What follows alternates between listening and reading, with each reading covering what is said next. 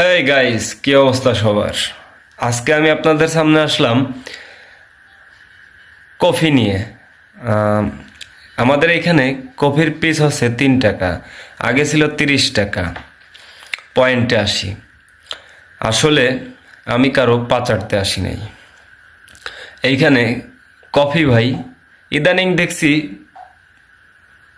অনেকটা চ্যানেলেই দেখি সবসময় যে কফি ভাই এর হাত ধরে, ওর হাত ধরে, একে জড়ায় ধরে। তা ভাই, আপনার কি একটু লজ্জা করে না? কারণটা হচ্ছে, আপনি প্রথম একটা ছ্যাঁকা খাইলেন, এবার তো পুরো ক্লিয়ার যে আপনাকে ওই মেয়েটা কেন ছেড়ে গেছে।